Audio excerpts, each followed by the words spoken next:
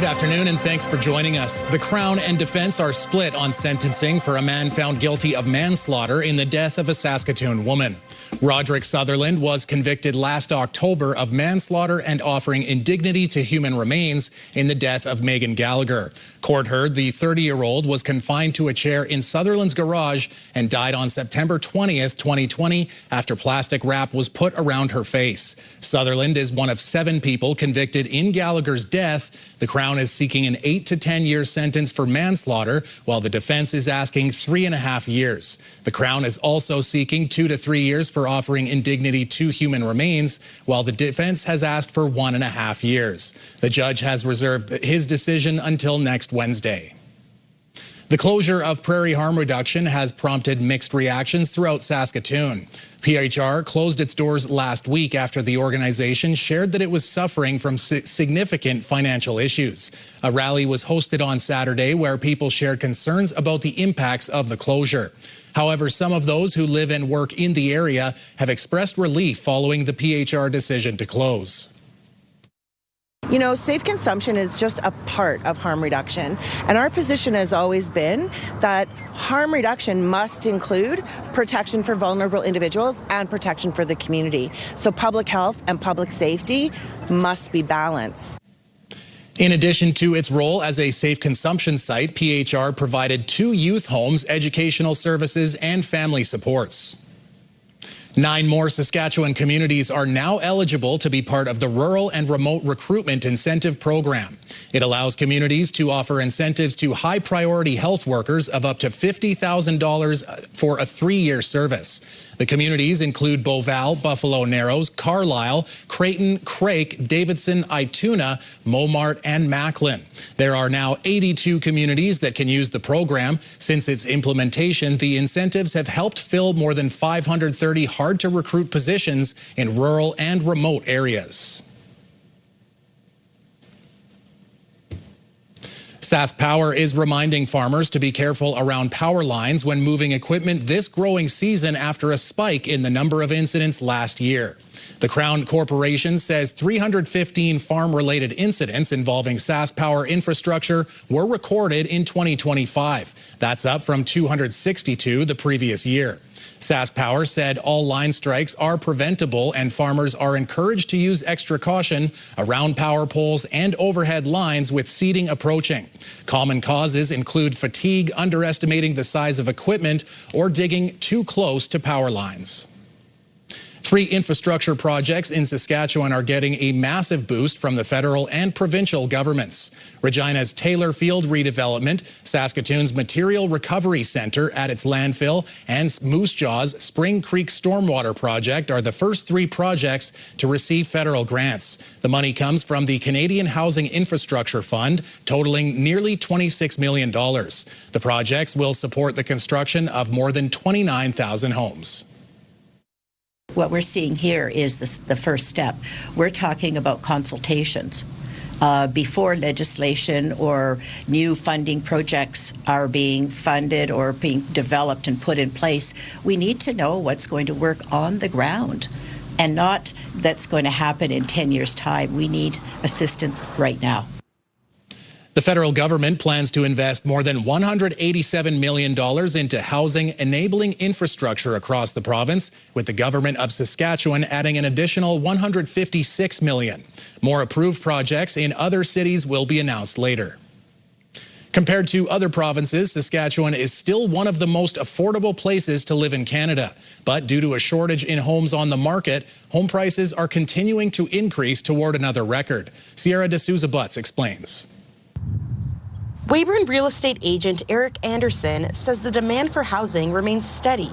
We've seen a strong market, mostly stable. Despite dealing with low inventory, Anderson says the small southeast city is benefiting from the upwards pressure on the market. We're still sitting at about a $250,000 average price for a house in Weyburn, but the better quality homes between about the $300,000 and $450,000 have started to see the last 5 years an upward push on their market value.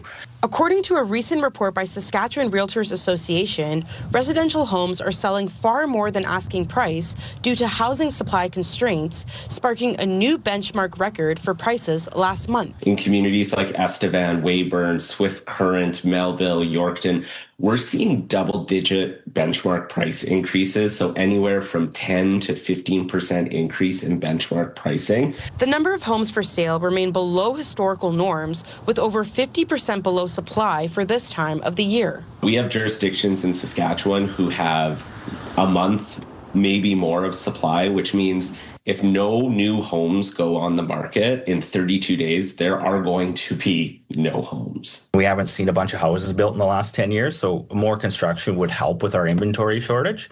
But I think we're going to be in the same condition for the next couple of years, where our vacancy on the rental market's very low.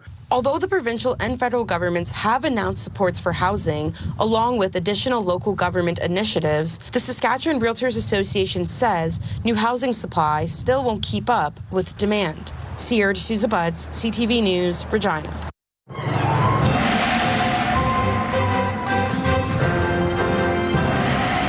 All right, Jeff, it is a new week, and it is starting to be a little bit more, you're starting to feel like spring now. Yeah, it's just, to say, hold on there. Yeah. And yes, we have had some springish conditions. Things were nice. Tomorrow might be a warm day. Tomorrow will be a warm day. But then we have a couple of different systems moving in from Alberta. And in particular, Wednesday into Thursday. Yeah, it's the return of snow, folks. Yeah, I'm talking snow and the kind you're going to have to shovel. We'll talk about it all later on. The Saskatoon Tattoo Expo returned to Saskatoon over the weekend. For 3 days, visitors could get some ink, a piercing, some artwork, or even a haircut in one place. There were hundreds of tattoo artists from around the globe who made their way to Saskatoon for the event. One of the organizers felt the artists in attendance this year was an especially talented group. We have ink masters that are actually tattooing here from the show. The winner from season 16 is here, and the runner-up is here. Then we have artists from Germany, the UK, Spain, all over across Canada, from East Coast, West Coast. And it makes up a good variety for everybody. This year's event was the 19th annual Tech Tattoo Expo in Saskatoon. As of this morning, provincial campsites can be reserved for the upcoming camping season. Residents can begin booking seasonal spots as of 7 a.m. today. Sask Parks says Tuesday through Friday will be nightly campsite bookings, and they fill up fast. Staff recommend preparing ahead of time to make sure that you do get in. Dozens of blacksmiths from across the province were in the Marcelin area this weekend to celebrate a couple who have dedicated decades to the craft. On Saturday, Hubert and Alice Smith received an honorary lifetime membership with the Saskatchewan Blacksmith Association for their work preserving and promoting the craft. For more than 30 years, the Smith Forge has hosted the Hammer Inn, an event welcoming dozens of blacksmiths and community members for forging and fellowship. While Hubert Smith says he may step back from hosting the events, he still enjoys swinging the hammer. My shoulder has been giving me a rough time this winter. But when I grab a hold of the hammer and start to swing it, it doesn't seem to bother me. One attendee says Hubert Smith has opened up the world of blacksmithing for him and countless others in nearby communities. After the break, an upcoming open mic night, Jasmine Pelche finds out about the all-ages event partnering with Sask Music.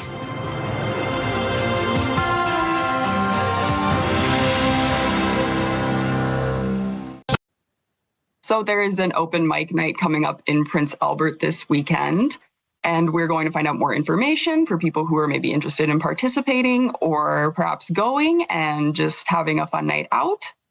What kind of performances are at this open mic night? Well, kind of a lot of variety. It depends who shows up. We have a bit of a different group every time. We have a good kind of solid group of regulars who come back every open mic and share what they've created and some of their favorites, but it's really open to any kind of original music or poetry. So there's a lot of kind of folk, there's some rock, blues, a lot of singer-songwriter style music, and then poetry of all kinds, actually. And so we do them every season. So 4 times a year, we kind of do them in the middle of each season. And we move around to different venues around town. So it kind of keeps it fresh and different. And then performers sometimes like to pick, a bigger venue where they can bring all their friends and it's more of a night out, or they can stick to the smaller venues that are more intimate and, everyone's really listening to every word. And sometimes those are best for the poets in the group, or maybe the beginners who are having their first time on stage. What venue are you using this weekend, and why was that one chosen? So this Saturday, we're going to be back at Jam Street, a shared art space downtown in Prince Albert. It's actually where we first started out, and it's just a great community space where you do have a really intimate feel. It's got a stage. It's got a lot of instruments there already. And then, you have an audience that's sitting, listening quietly. It does kind of feel like playing to a room full of your friends. We really like going to Jam Street, and they're an awesome host. So that's where we'll be this weekend. If someone wants to perform at the open mic night, how do they do that? So you sign up when you get there. So you can come out just to listen, or if you come out and decide you want to play, you can just sign up at the sheet right at the event. And usually we have people do 3 songs or 3 poems. If we get a really long sign up, if we get a lot of folks coming out, we might just do 2 songs. We want to make sure everybody gets a chance. But typically, you just come out, sign up first thing when you get there so that you get a spot. And I should mention with Jam Street, it is a limited seating. We can't fit a lot of folks in there. So the doors open at 7. You'll want to come at 7, get your spot, and sign up if you plan to play. What would you say to encourage people to go either as a performer or an audience member? It's a really nice community event to come out and see what local artists are doing. So who's playing music, poets that you didn't realize were in your community. If you haven't performed a lot, it's a really great place to come and get comfortable getting on stage. That's really one of the reasons we started this, is just to have a welcoming space that is low pressure, lots of fun to just come out and meet people who are also passionate about songwriting and poetry, get on the stage and just have fun and get used to performing your own stuff. Are you a performer? I am. I write songs and I perform. I have some poetry too.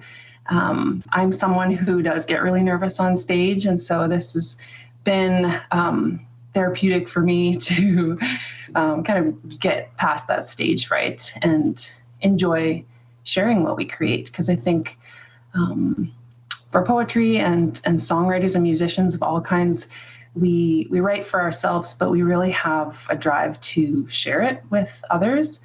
And so it's a great opportunity to get out and get comfortable and enjoy great music and great performances by everyone else too. If someone is looking to find more information, where can they go? We also have a Facebook group, so private group where you can see pictures and videos from the other events, find out about the upcoming events and other community music events. Just look up PA and Area Songwriters Community on Facebook and find it under groups. It's a private group, so you just have to ask to join. All right, sounds great. Well, thank you for speaking with me. Yeah, thank you.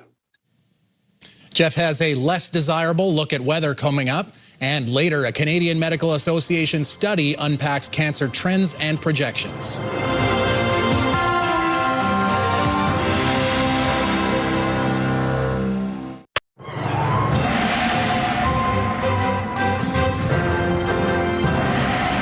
right, Jeff, every time I think it's going to be spring, you kind of rain on my parade, or in this case, snow on my parade. So what's coming at us this week? Yeah, probably both.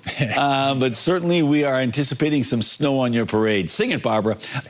Look, that's just simply what happens this time of year when we have the cold Arctic air that is still hanging around. So there's we've got cold air up here. The warm Pacific air shows up, and the next thing you know, it's a snowmageddon. Well, it won't be snowmageddon, but it is going to be annoyingly snowy. But let's take a look and see what we've got going on in terms of our satellite radar shot right now. We're keeping our eye. One system is actually going through northern areas tonight, and it's not going to add up to a ton, but still making its way through that part of our province. The secondary system, though, is coming in Wednesday and Thursday. So here's the system I'm talking about right now, sort of slashing across, sort of on the edge of it. There's a bit of rain, and those showers are a possibility as we make our way tonight into tomorrow. But those are sort of small in comparison to what's coming our way. So overnight, look at that. Spiritwood 1 degree, 1 in the Battlefords, -1 in Candle Lake, 1 in Birch Hills. Getting out of the way and showing you it's -1 in Rostern, 0 in Nipawin, and 1 in Melfort.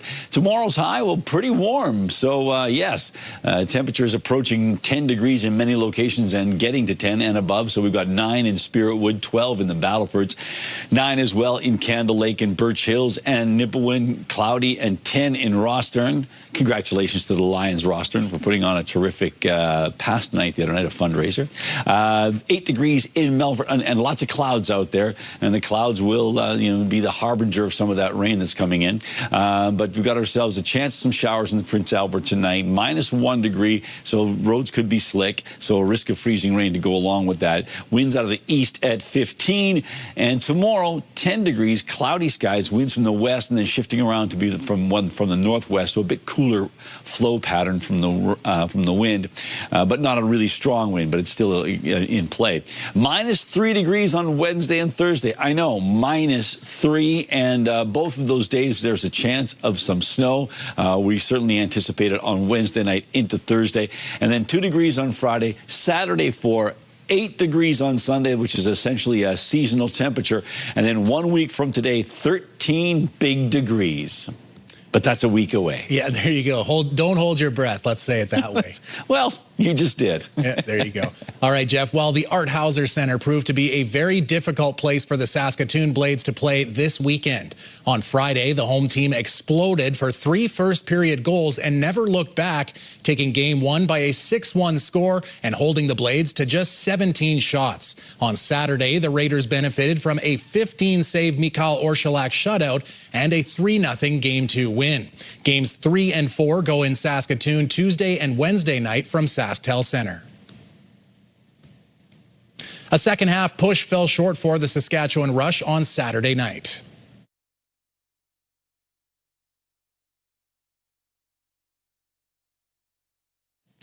Colorado built a 7-0 lead before the Rush finally scored one late in the second quarter, but it was too big a spread to come back from. The Mammoth win 13-11 and take first place. The Rush, losing 5 of their last 6 games, now sit in 5th place. The Toronto Rock will come to SaskTel Center on Saturday for the final game of the regular season.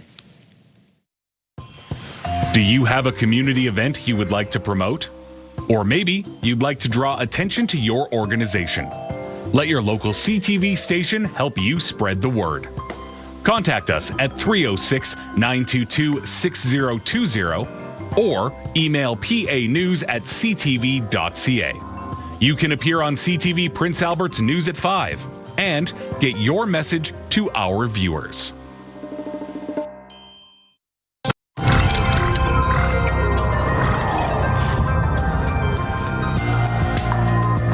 A new study shows cancer remains the leading cause of death in Canada, and several types of cancers are on the rise. The Canadian Medical Association Journal says there will be more than 250,000 new cancer cases and nearly 90,000 cancer-related deaths in Canada this year. Lung remains the most common, with nearly 33,000 new cases and over 19,000 deaths projected in 2026. After lung, the most commonly diagnosed cancers in Canada are breast, prostate, and colorectal cancers. While some types are on the rise, diagnoses and mortality rates have been declining for 2/3 of cancer types, including colorectal, bladder, and leukemia. really showing progress and bringing hope to many people who are facing a cancer diagnosis. And so it's really those two components where we're seeing those challenges in cancers, as you mentioned, around cervical, head and neck cancers, pancreatic cancer, uterine cancer, and melanoma. But we're also seeing significant progress that really can bring that hope, where we're seeing, the advancements in prevention, early detection, and treatments really having an impact for people across Canada.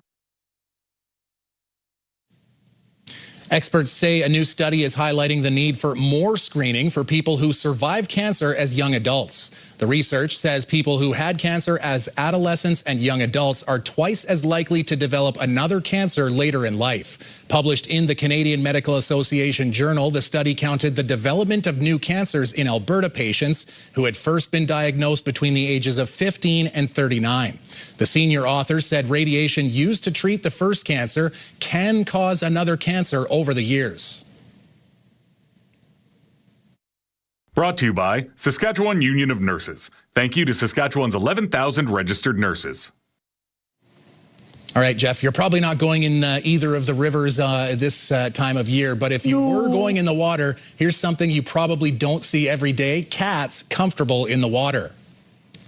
You can check out this cougar swimming in British Columbia. The woman who took the video says she and her parents had just launched their boat when they spotted the cat. They say the cougar was swimming across Dolly Passage from Vancouver Island to Mears Island, making it to the other side in just a couple of minutes. It then ran off into the woods, and I was just thinking to myself, I would not have gotten this close, Jeff, to a cat in the water. I mean, cats are already a little bit temperamental, but if you're to put a cat in the water and have them come out, I think you can see there. But it's like, look, for those of us who are old enough to have watched the Beverly Hillbillies, Ellie Mae could get those critters to do anything. And yes, so we saw cats swimming in the cement pond there. There you go. That's so hey, I know they can do it, but they're not crazy about it. That's for sure. Yeah, there you go. I have seen sea lions before. I was out in a canoe or a kayak or something out off the coast of Vancouver Island. So I've seen a couple of those, but those are a lot nicer looking and a lot less threatening than a cougar, even in the water with its ears tucked back, right? That's fair enough. Yeah.